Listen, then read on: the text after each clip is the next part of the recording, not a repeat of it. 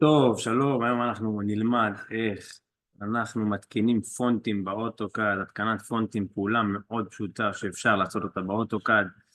קודם כל, כשאנחנו מקבלים תוכניות, לפעמים אנחנו מקבלים את התוכניות עם ג'יבריש, לפעמים באנגלית, בצורה שהיא לא מובנת, אנחנו רוצים לתקן את זה. איך אנחנו מתקנים את זה?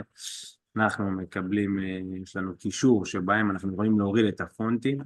הפונטים מגיעים לנו בקובץ זיפ, פותחים את הקובץ זיפ, וכאן יש לנו את כל הפונטים שאנחנו נדרשים לאוטוקאד שלנו, עושים קונטרול A, בוחרים בעצם את כל הפונטים, עושים קונטרול C, מעתיקים את כל הפונטים,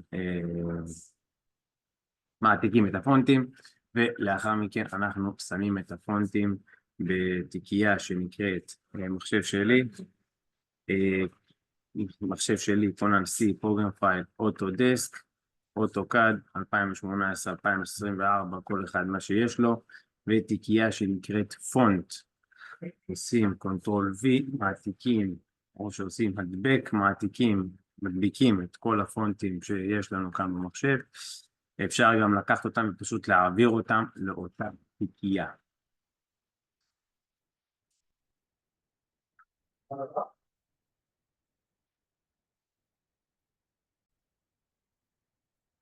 אחרי שהעברנו את הפונטים לאותה תיקייה בפונט באוטוקאד 2018, אנחנו הולכים לאוטוקאד שלנו, סוגרים אותו, ולאחר מכן מעלים אותו מחדש, וברגע שאנחנו מעלים אותו מחדש, בואו נראה מה קורה.